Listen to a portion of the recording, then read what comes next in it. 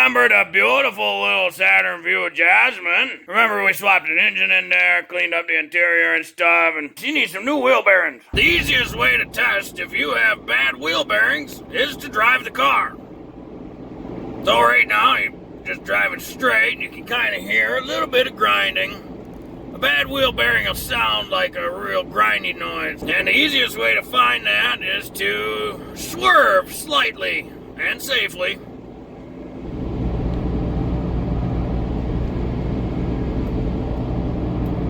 And you notice when we swerve and the weight shifts to the right and the left, we get a grinding noise.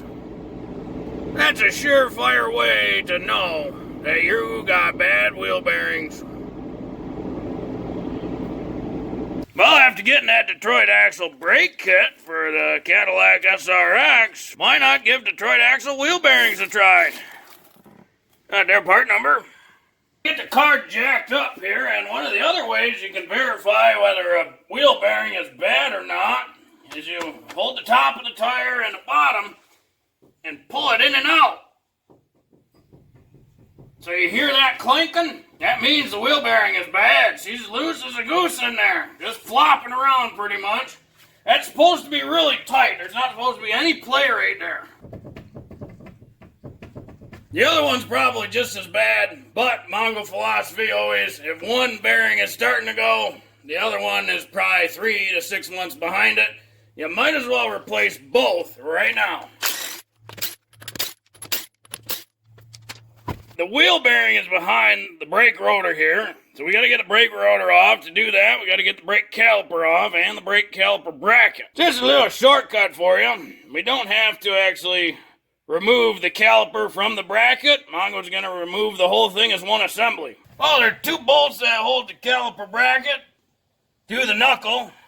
One of them's way down here. They're usually pretty tight, and you'll need an 18 millimeter.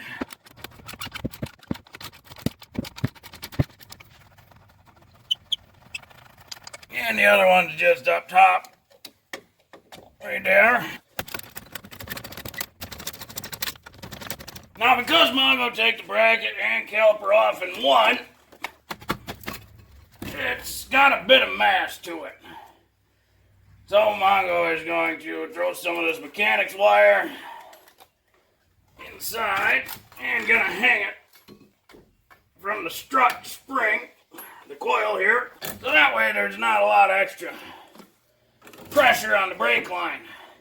It'll sit there just fine. And now we gotta get the rotor off, which should kind of be loose, but it's not because nobody put any anti-sleeves in there. This is a prime example why Mongo always uses anti-sleeves. There's supposed to be a screw in there for one, which is not, so whoever did the brakes last didn't do them right. But the rotor's supposed to just come off. There it goes. See, if you put anti-sleeves on there, the rotor doesn't stick to it. So it's easy to come off, easy to work on. Right there's a little ABS connector. Pull that tab, just get that out of the way. And then we gotta get this connector out of the brake dust shield. So just pinch the little tabs with pliers.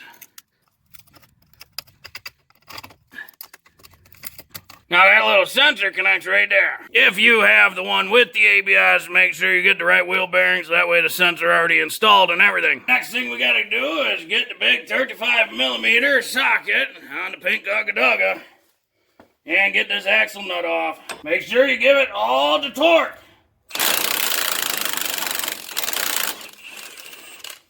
Oh yeah, not too bad at all. On the back side of the bearing is 3 bolts. There's one there. One up top there. And when we duck in on the other side, there's one right there. Those 3 bolts are 15 millimeters. Now that those 3 bolts are out, we just have to see if this messed up bearing is going to come easily or not.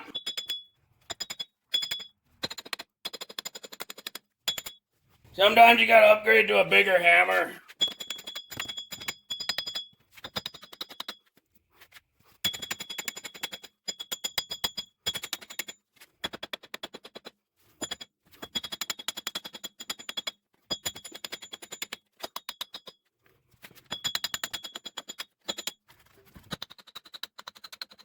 Again, that's why Mongo like anti-sleaze.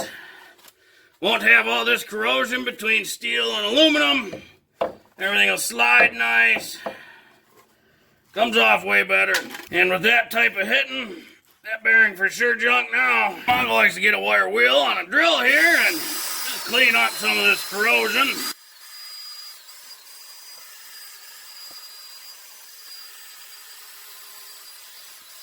It's always funny because people think aluminum doesn't rust. Well, it's sure, it doesn't rust, but it corrodes just like steel and rust. And you can feel it's got like a big swollen up area where that corrosion is, so gonna have to get a file out and get that smooth. Some of this in here pretty bad, so gonna have to file this corrosion down.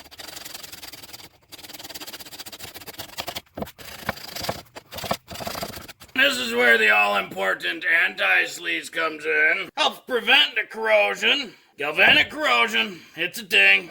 Good to try to prevent it. The half shaft is kind of sticking to the wheel bearing. Well, we don't want that neither, so anti-sleaze. Don't want no stickies. Now we can put our little plate back on, and we have to remember the orientation to get the little wheel speed sensor back through that hole. Don't forget to anti-sleaze the bearing bolts, they go in the back.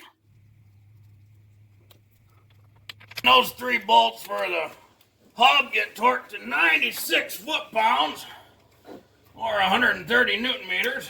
Take our new connector here, push it into the, without breaking, or all the rust pops off, whatever. And then we can reconnect to the vehicle. Of course, Mongo going to anti-sleaze the hub face, so that way, if I ever got to do brakes on this car, or maybe a wheel bearing, or a knuckle, or half shaft, whatever, that way the brake rotor will come off nice and easy. You won't have to beat it with a hammer. And when we go to put this in, we'll line that screw hole up, just so that way everything's consistent. That screw is only there to aid with installing the brakes. So it's not really required, but it is nice because then you can put the screw in and it'll hold this nice and flat so we can put the brake caliper and bracket on. And we'll do up a little bit of anti-sleaze on the caliper bracket bolts. These 2 caliper bracket bolts get torqued to 136 foot-pounds.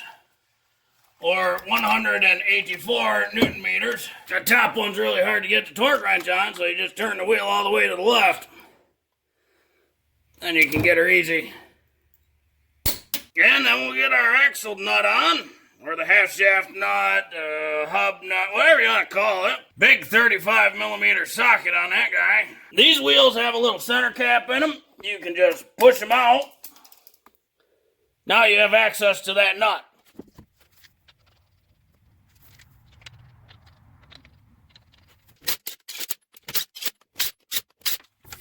Now we can torque the axle nut to 151 foot-pounds or 205 newton meters. And pop our little cap in. Lastly, we'll torque these to 100 foot-pounds. Be sure to use the torque pattern. Well, hopefully this video will help you if you ever got to do front wheel bearings on your Saturn Vue. You know, these Detroit axle wheel bearings, they really cheap. Supposed to be pretty good quality. Well, you stay tuned to Mongo Fix. He'll let you know how they turn out on Jasmin, because he'll keep driving her every day. If you like this video, be sure to like this video. If you like this video and other videos from Mongo Fix, be sure to subscribe. Mongo always working on all sorts of stuff. Mongo, thank you.